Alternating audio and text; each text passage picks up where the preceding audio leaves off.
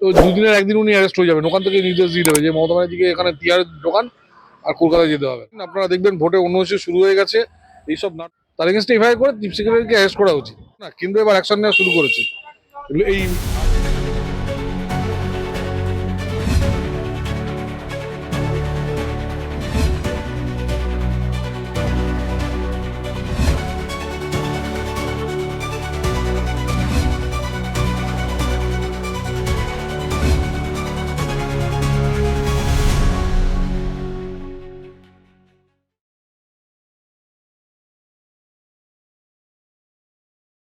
বাদুড়িয়া যে BDO office, সেখানে তৃণমূলের কিছু গুন্ডা বাহিনী তারা বিক্ষোভ দেখাচ্ছে এসআইআর এর শুনানি আটকানোর জন্য।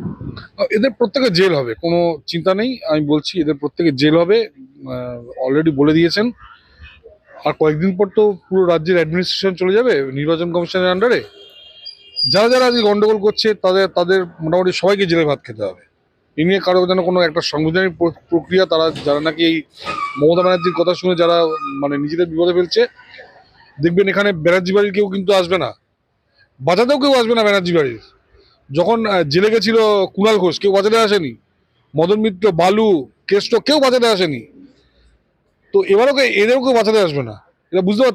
তাপস পালের জন্য মমতা ব্যানার্জি পাশে সুদীপ বন্দ্যোপাধ্যায়, যেহেতু বন্দ্যোপাধ্যায় শুধু সুদীপের জন্য জেলে গেছেন, তাপস পালের জন্য জেলে যাননি, যেহেতু উনি পাল। তো যারা যারা আজকে গন্ডগোল করছে, কাউকে মমতা ব্যানার্জি বাঁচাতে যাবেন না। আর 15 দিনের মধ্যে বা 20 দিনের মধ্যে ইলেকশন কমিশনের আন্ডারে চলে আসছে রাজ্য, সব জেল হবে। এটা তার জন্য যেন প্রিপেয়ার্ড থাকে।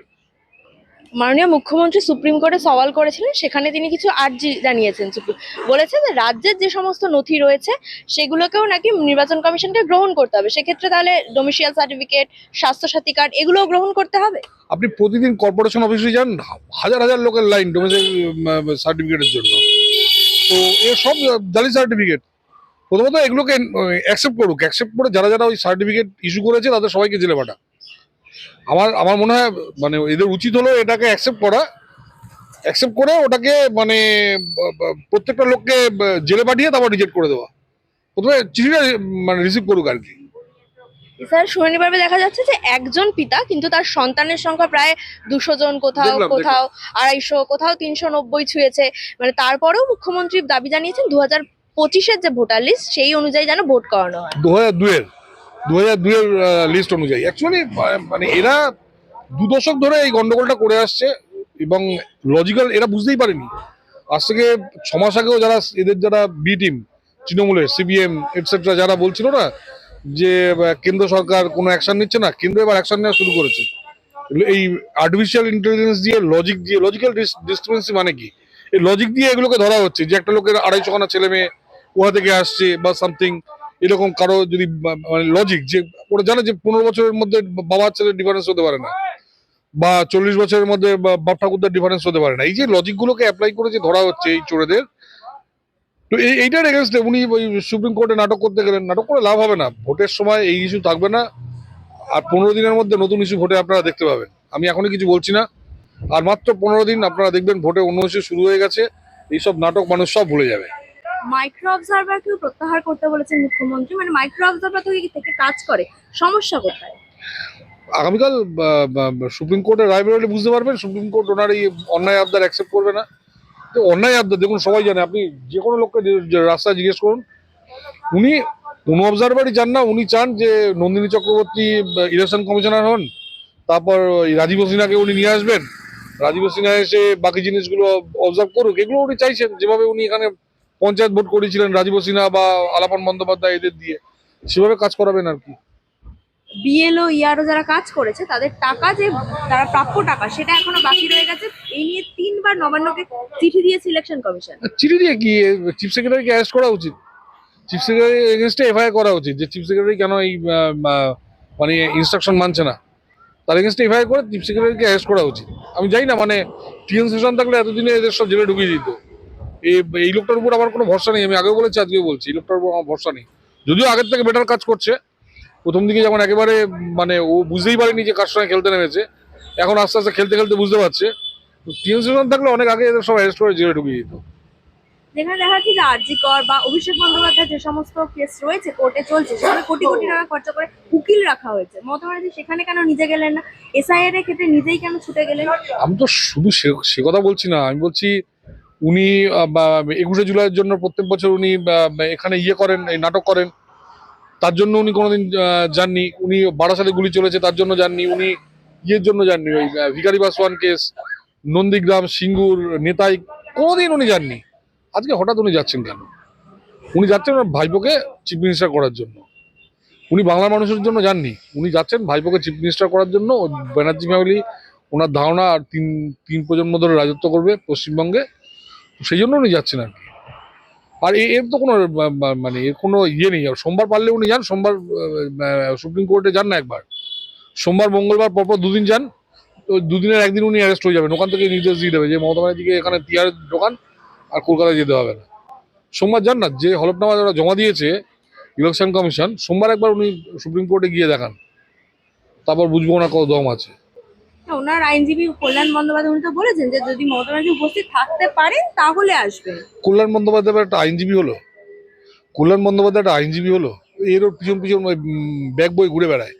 আর এই রাজ্য সরকার ছিল বলে ও কিছু কেস টেস পেয়েছে, ওই কেস পেয়ে আইনজীবী হয়ে গেছে। এই পশ্চিমবঙ্গ সরকার মানে মমতা ব্যানার্জি ক্ষমতা থেকে চলে গেলে কল্যাণ ব্যানার্জিকে আপনি রাস্তায় জিজ্ঞেস করবেন তো, মমতা ব্যানার্জি ক্ষমতা থেকে চলে গেলে কল্যাণ ব্যানার্জির কাছে একটা কেস কেউ দেবে? এইসব রাজ্য সরকারের কেস, আগে যখন সিপিএম ছিল তখন বিকাশ ভট্টাচার্য কেস পেতো, সব সিপিএম গভর্নমেন্টের কেস পেতো। এও সেরকম এই তৃণমূল গভর্নমেন্টের সব কেস পায়। এখন বিকাশ ভট্টাচার্য নিজের কিছু লয়ার টয়ার বসিয়ে দিয়েছে বলে কিছু কেস টেস পাচ্ছে এটা ওটা করে। এটা কোনো উকিলই না। যেটা সুপ্রিম কোর্টে গেলে দেখবেন বিকাশ ভট্টাচার্যকে পাত্তা দেয় না, কারণ ও কোনো উকিলই না। এই কল্যাণও সেরকম কোনো উকিল না, ও রাজ্য সরকার মমতা ব্যানার্জি আছেন বলে রাজ্য সরকারের কেসগুলো পায় আর কি। ওর উকিল নাকি আবার? এই যে সিপিএম এর কথা বললেন, 34 বছর শাসন করেছে আমাদের রাজ্যে, তারা এখন মানে ভোটের বৈতরণী পার হওয়ার জন্য হুমায়ুন কবির থেকে শুরু করে মিম তাদের সঙ্গে পর্যন্ত বৈঠক করতে রাজি হয়ে যাচ্ছে। না, আপনারা কমিউনিস্ট পার্টির ইতিহাসটা পড়বেন। সুনন্দ সান্যাল এবং যিনি নাকি একসময় মমতা ব্যানার্জির খুব কাছের লোক ছিলেন, এবং সৌম্য রায়ের লেখা একটা বই আছে, বইটার নামটা আমার ঠিক এখন মনে পড়ছে না।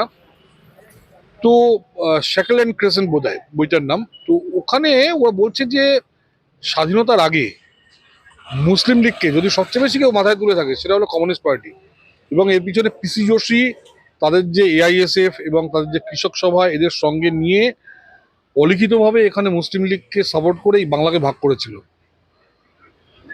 তারপর স্বাধীনতার পর তারা মোটামুটি চুপচাপ হয়ে যায় কিছুদিন। এখন যেই মুসলিমের সংখ্যা বেড়েছে আবার এরা সেই মুসলিম, এবং খুব আগামী দিনে খুব খারাপ সময় আসছে।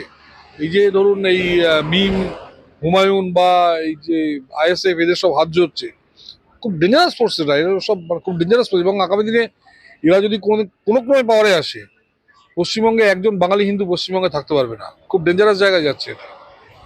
কিছুদিন আগে কেন্দ্র বাজেট ঘোষণা করেছে, তারপরে রাজ্য সরকার প্রতিক্রিয়া দিয়েছিল যে বাংলাকে কিছু দেয়নি, বাংলাকে বঞ্চিত করা হয়েছে, ফেসলেস বাজেট।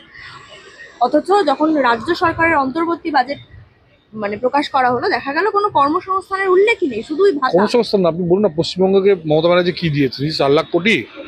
পশ্চিমবঙ্গে কোন প্রকল্পটা উনি দিয়েছেন ওনাকে বলুন, বলতে একে 2 টাকা ওকে 4 টাকা করে ভাগ করে দেওয়া ছাড়া কি দিয়েছেন উনি? উনি উনি নিজে কিছু দেননি। কেন্দ্র গত 10-12 বছর পশ্চিমবঙ্গের জন্য বিভিন্ন port, airport expansion, road expansion, metro rail, এই তো এই মেট্রো রেলের এই প্রজেক্টটা সামনে আছে, কাজ করতে দিচ্ছেন না মমতা ব্যানার্জি। টাকা ফেরত চলে যাচ্ছে বছরের বছর। রেলওয়ে ওভারব্রিজ, তারপর আপনার কি বলে, industrial corridor, dedicated freight corridor, superfast train Varanasi থেকে কলকাতা গত বছর দেওয়া হয়েছিল, মানে পাস করা হয়েছিল। মমতা ব্যানার্জি জমি দেননি বলে ওটাকে বারাণসী থেকে ঘুরিয়ে ওটাকে নিয়ে যাওয়া হচ্ছে শিলিগুড়িতে।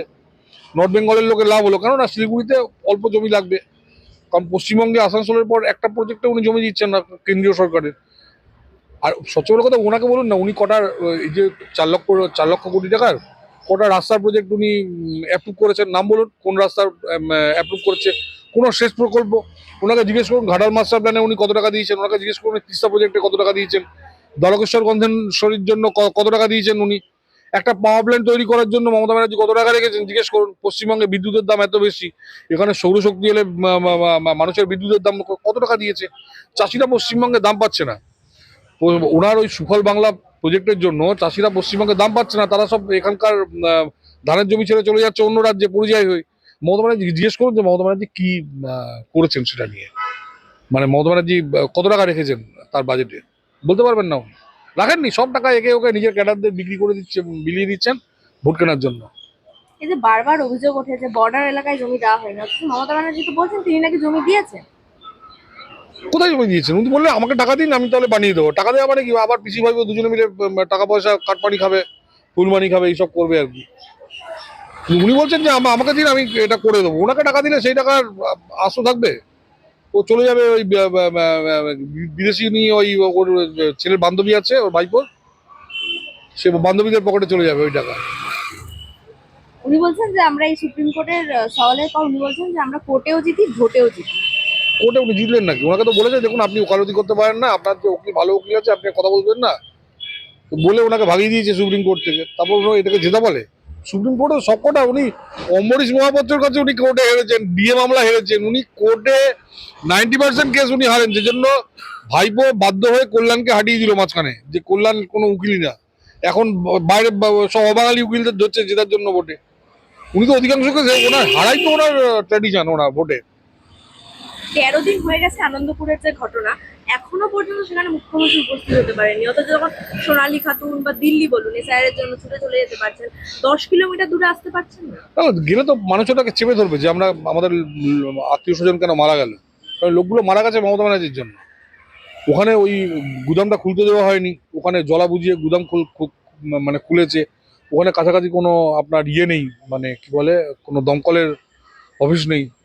প্রচুর দমকল সেন্টার খোলা উচিত ছিল, সেগুলো খোলেনি। সব তো উনি টাকা বিলিয়ে দিচ্ছেন লক্ষ্মী ভান্ডার এটসেট্রা করে, কাজ করছেন না। দমকল ডিপার্টমেন্টের লোক নেওয়া হচ্ছে না, ছেলেগুলো সব বেকার। এবার ধরুন দমকল ডিপার্টমেন্টে কতগুলো ছেলে যদি চাকরি পেতো, সেই ছেলেগুলো মাসে 20,000 টাকা মায়না পেতো, আজকে উনি 1500 টাকা মায়না দিয়ে, একদিকে ছেলেগুলো চাকরি পেলো না, 1500 টাকা নিয়ে বাড়িতে বসে আছে। কালকে আপনার বাড়িতে আগুন ধরলে সেটা আপনাকে রক্ষা করার জন্য কেউ থাকবে না। যে আপনি যে বললেন যে 1500 টাকা করে দেওয়া হচ্ছে, বলা হচ্ছে 21 থেকে 40 বছর বয়সী যারা মাধ্যমিক পাশ করেছে তাদেরকে দেওয়া হবে 5 বছর, যতদিন না চাকরি পাচ্ছে। চাকরিটা পাবে কোথা থেকে? কর্মসংস্থান যেটা নেই রাজ্যে। ওনাকে জিজ্ঞেস করলেন না যে 5 বছর পর চাকরি না পেলে তখন পেনশন দেবেন? এই 1500 টাকার কথা দিচ্ছেন, তারপর সারা জীবন 500 টাকা করে কি পেনশন দেবেন? কোনটা হচ্ছে একটা, আপনি এখানে এডুকেশন সিস্টেম তুলে দিয়েছেন। প্রতি মাসে গ্রাম থেকে শহরে 5 থেকে 10,000 টাকা করে মানুষ প্রাইভেট স্কুলে ছেলে মেয়েদের পাঠাচ্ছে। আপনি দেখছেন মাধ্যমিকের এনরোলমেন্ট কমছে, বিয়ে পড়তে যাচ্ছে না ছেলে মেয়েরা, গ্র্যাজুয়েশনে কমছে, এরা সব প্রাইভেটে ভর্তি হচ্ছে, লাখ লাখ টাকা খরচ করছে। খরচ করে আপনি মাসে 5,000 টাকা করে 15 বছর ছেলে মেয়েকে পড়ালেন। পড়ানোর পর তারপর আপনাকে বলা হলো যে আপনাকে মাসে 1,500 টাকা মানে ভাতা দেওয়া হলো। এটা কোন, আপনি কোনো ইন্স্যুরেন্স কোম্পানিকে শুনেছেন এই ধরনের? ইন্স্যুরেন্স কোম্পানি বলে আপনি 100 টাকা করে মাসে দিন, 20 বছর পর আপনি মাসে 1,000 টাকা পেনশন পাবেন। এখানে উল্টো, এখানে মাসে 5,000 টাকা করে খরচ করছেন, 20 বছর পর আপনি মাসে 1,500 টাকা করে আপনি ফেরত পাবেন। এটা কিসের হিসাব হলো? বাকি টাকাটা গেল কোথায়? কার জন্য বাকি টাকাটা আপনার পকেট থেকে বেরিয়ে গেল? কে পেলো এই টাকাটা? জিজ্ঞেস করুন ওনাকে। অসংখ্য Thank you. শুভ সন্ধ্যা। আপনারা জানেন, প্রথমত নির্বাচনের বছরে পূর্ণাঙ্গ বাজেট হয় না, এটাকে বাংলায় অন্তর্বর্তী বাজেট বলে এবং ইংরেজিতে বলা হয় ভোট অন অ্যাকাউন্ট। কেন ভোট অন অ্যাকাউন্ট করা হয়? কারণ পশ্চিমবঙ্গে নির্বাচনের মডেল কোড অফ কন্ডাক্ট গত কয়েকটি নির্বাচনে দেখা গেছে ফেব্রুয়ারির শেষের দিকে অথবা মার্চের প্রথমের দিকে লাগু হয়ে যায়, কার্যকর হয়ে যায়। পঞ্চায়েত এবং পুরসভা নির্বাচনের ক্ষেত্রে যেদিন থেকে নোটিফিকেশন সেদিন থেকেই নির্বাচন বিধি কার্যকর হয়, কিন্তু লোকসভা বিধানসভার ক্ষেত্রে নির্ঘণ্ট ঘোষণার দিন, অর্থাৎ যেদিন সাংবাদিক সম্মেলন করে ইলেকশন কমিশন অফ ইন্ডিয়া নির্ঘণ্ট ঘোষণা করে সেদিন থেকেই মডেল কোড অফ কন্ডাক্ট কার্যকর হয়ে যায়। 2021 সালে নির্বাচন 26শে ফেব্রুয়ারি ঘোষণা হয়েছিল। নির্বাচন কবে ঘোষণা হবে ইত্যাদি ইলেকশন কমিশন অফ ইন্ডিয়ার বিষয়, আমাদের বিষয় নয়। সেই কারণে এটাকে পূর্ণাঙ্গ বাজেট বলা যায় না, ভোট অন অ্যাকাউন্ট করা হয় এপ্রিল, মে, জুন, জুলাই। ঠিক একইভাবে 2024-এ লোকসভার ক্ষেত্রেও ভারতবর্ষের তৎকালীন অর্থমন্ত্রী অর্থাৎ বর্তমান অর্থমন্ত্রী শ্রীমতী নির্মলা সীতারামনজি একই জিনিস করেছে। এটাতে বিশেষ বিশেষ ঘোষণা প্রতিশ্রুতি হয় না। এটাতে বেনিফিশিয়ারির সংখ্যা এবং বেনিফিটের অ্যামাউন্টও বৃদ্ধি করা যায় না। মূলত সরকারের যে রেকারিং এক্সপেন্ডিচার, চলমান প্রকল্প, বিভিন্ন সামাজিক প্রকল্প, ভাতা ইত্যাদিতে তাদের যে তারা পান, সেটাকে চালানোর জন্য, পেনশনার্সদের জন্য যা যে পান সেইটা কন্টিনিউ করার জন্য 4 মাসের একটি ভোট অন অ্যাকাউন্ট করা হয় অন্তর্বর্তী বাজেট। এবং নতুন যে সরকার আসবে, জনগণ নির্বাচনের মাধ্যমে যে সরকারকে আনবে, যারা 148+ পাবে, তারা মে মাসে নবগঠিত বিধানসভায় পূর্ণাঙ্গ বাজেট আনবে। 8 মাসের হলেও সেটাকেই বলা হয় পূর্ণাঙ্গ বাজেট। স্বাভাবিকভাবে এটা নিয়ে তৃণমূল কংগ্রেসের ভীষণ রকমের প্রতারণা, মিথ্যাচার, এক কথায় জাগলারি, এবং ভোটারদের একটা অংশকে প্রভাবিত করার চেষ্টা। তৃণমূল কংগ্রেস জানে এই নির্বাচনে তারা হারবে। তাদের ধ্যান জ্ঞান স্বপ্ন এসআইআর আটকানো, 2024-এর পুরনো লোকসভা নির্বাচনের ভোটার তালিকা যেখানে মৃত আছে, ফেক আছে, ডবল ট্রিপল এন্ট্রি আছে, বাংলাদেশি মুসলিম অবৈধ অনুপ্রবেশকারী আছে, রোহিঙ্গা আছে, তাদের দিয়ে যেভাবে ভোট করিয়েছে সেই ভোট। কিন্তু যখন এসআইআর চলছে, ড্রাফট ভোটার লিস্টে 58 লক্ষ নাম বাদ গেছে, মুখ্যমন্ত্রী যখন দিল্লি কলকাতা আদালত, রাস্তা সব জায়গায় ছুটে বেড়াচ্ছেন, চিৎকার করছেন, তারপরেও এসআইআর আটকানো যাচ্ছে না এবং নির্বাচনের পরাজয়ের আশঙ্কা করছেন, পরাজয়ের ভূত ঘাড়ে চেপে বসেছে, তখন এই নির্বাচনী প্রতিশ্রুতি বা হ্যান্ডবিল দেওয়া হয়েছে। এতে ফেব্রুয়ারি মাসের লক্ষ্মী ভান্ডারে 500 টাকা বৃদ্ধি, এটার সঙ্গেই ভোটার অ্যাকাউন্টের কোনো রিলেশন নেই। এটার জন্য আলাদা ডিক্লারেশন, পরম্পরা বা অর্থনৈতিক যে গাইডলাইন অনুযায়ী দিতে হতো, এবং তার জন্য অ্যাডিশনাল ফান্ড বা বাজেটের আলাদা করে অনুমোদন নিতে হতো। বাকি যে বিষয়গুলো রয়েছে সেটা সম্পূর্ণভাবে ত্রুটিযুক্ত। ICDS, ASHA, parateacher, civic volunteer, village police ইত্যাদিদের ক্ষেত্রে 1000 টাকা যে বৃদ্ধি করার কথা বলা হয়েছে, প্রস্তাব রাখা হয়েছে, সেটা এপ্রিল মাস থেকে, সেটা কিন্তু ফেব্রুয়ারি মাসে নয়। কারণ এপ্রিল মাসে এই বৃদ্ধিটা মডেল কোড অফ কন্ডাক্ট থাকার জন্য দিতে হবে না বা দিতে পারবেন না। আর আমরা এর বিরোধিতা কালকেও করেছি। আজকে বাজেট ডিসকাশনে ডক্টর অশোক লাহিড়ী, অগ্নিমিত্রা পাল, শঙ্কর ঘোষ এবং আমি বিধানসভার ফ্লোরে আমরা বলেছি সমকাজে সমবেতন দিন, এই বৃদ্ধিতে ওদের কোনো সুরা হবে না। আমরা প্রশ্ন তুলেছি, কেন ভিলেজ রিসোর্স পার্সনরা বাদ গেছে, কেন সর্বশিক্ষার কর্মচারীরা বাদ গেছে,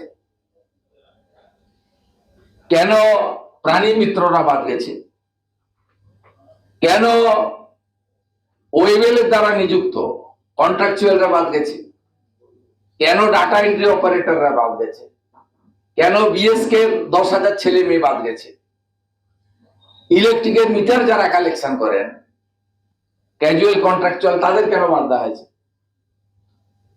ডাব্লিউবিটিসি, এসটিসি এবং এনবিএসটিসি, কয়েক হাজার ড্রাইভার এবং কন্ট্রাক্টর যারা থার্ড পার্টি এজেন্সির মাধ্যমে নিযুক্ত হয়েছেন, তারা কেন বাদ গেছে, স্টেট গভর্নমেন্টের ডাইরেক্ট যারা ক্যাজুয়াল কন্ট্রাকচুয়াল, তারা কেন বাদ গেছে, সিভিল ডিফেন্সের ছেলেরা কেন বাদ গেছে।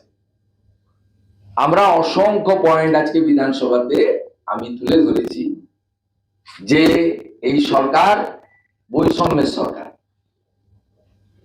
এই সরকারের চোখ বন্ধ থাকে একদিকে এবং সব সময় ভোটের পাটিগণিতের হিসাব, তোষণের রাজনীতি যোগ বিয়োগ কতটুকু ভোট দরকার, 45% পেতে গেলে কি করতে হবে, তার যোগ বিয়োগ করে তারা এই সমস্ত কাণ্ড কারখানা করেন। এবং মডেল কোড অফ কন্ডাক্ট থাকাকালীন বেনিফিটও বাড়ানো যায় না, বেনিফিশিয়ারির সংখ্যাও বাড়ানো যায় না। তাই এটা কেবলমাত্র প্রতিশ্রুতি, যদিও যথাযথ কমিটমেন্ট নয়। সাথে সাথে অবাক করা বিষয়, যে বিষয় নিয়ে মূলত আমি আপনাদের সামনে মিলিত হয়েছি, এই রাজ্যের 2011 সালে যখন এই সরকার ক্ষমতায় আসেন, 51টি কর্ম বিনিয়োগ কেন্দ্র ছিল। নথিভুক্ত বেকারের সংখ্যা ছিল 8 পাস করলে এমপ্লয়মেন্ট এক্সচেঞ্জে নাম অন্তর্ভুক্ত করানো যেত, একটা কার্ড পাওয়া যেত, এমপ্লয়মেন্ট এক্সচেঞ্জের রেজিস্ট্রেশন কার্ড।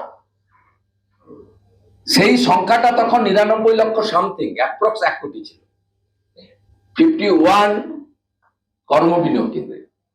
মুখ্যমন্ত্রী 2013 সালের কর্ম বিনিয়োগ কেন্দ্রগুলোকে ক্লোজ করে দেন। তার আধিকারিক এমপ্লয়ি সর্বস্তরের কর্মচারীকে শ্রম দপ্তরের সঙ্গে, লেবার ডিপার্টমেন্টের সঙ্গে মার্চ করে দেন। অর্থাৎ তিনি প্রথমেই, যাতে এই ডাটাটা কেউ কম্পেয়ার করতে না পারে, সেই কারণে প্রথমেই তিনি আসল জায়গাটারই দরজা বন্ধ করে দিলেন, কর্ম বিনিয়োগ কেন্দ্র উঠিয়ে দিলাম, তাহলে আর সংখ্যা নেই।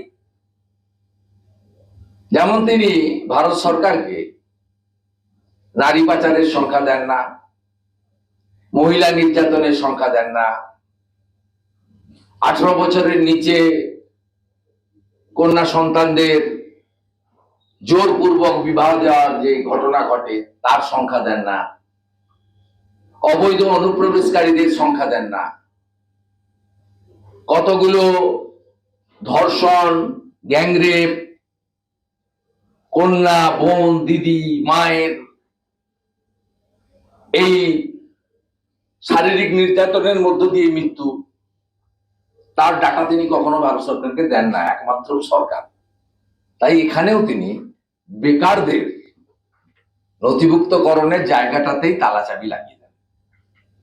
লাগিয়ে দেওয়ার কারণ হিসেবে তিনি কি বলেন, তিনি তৎকালীন অর্থমন্ত্রী, যিনি এখনো ক্যাবিনেট মন্ত্রী পদমর্যাদা, কালকে প্রেস কনফারেন্সও করেছেন, তিনি এখানে বিজিবিএস এ বড় বড় ভাষণ মারেন, ডক্টর অমিত মিত্র, যার নেতৃত্বে 6 লক্ষ পার্মানেন্ট পোস্ট অ্যাবলিশ করা হয়েছে, যার নেতৃত্বে রাজ্য সরকারের স্থায়ী পদকে বিলুপ্তি ঘটিয়ে কন্ট্রাকচুয়াল নেওয়া হয়েছে, যেখানে schedule caste, schedule tribe, original other backward classes, physically challenge, ex সার্ভিসম্যানদের যে রিজার্ভেশন, সেটা সেক্ষেত্রে মেনটেন করা হয়। তিনি 2013-14 বাজেট অমিত মিত্র মহোদয় কর্মসূচির নাম যুব উৎসাহ প্রকল্প, পেজ 41। এইসব বেকার যুবক যুবতীদের জীবন সংগ্রাম এবং নৈরাশ্যের কথা মাথায় রেখে গত বছর মাননীয় মুখ্যমন্ত্রী একটি এমপ্লয়মেন্ট ব্যাংকের স্থাপনা করেছিলেন, তাদের চাকুরি খোঁজার প্রচেষ্টাকে সাহায্য করতে। তিনি ইচ্ছা প্রকাশ করেছেন এই সকল চাকুরিবিহীন যুবক যুবতীদের আরো সাহায্য প্রদান করতে।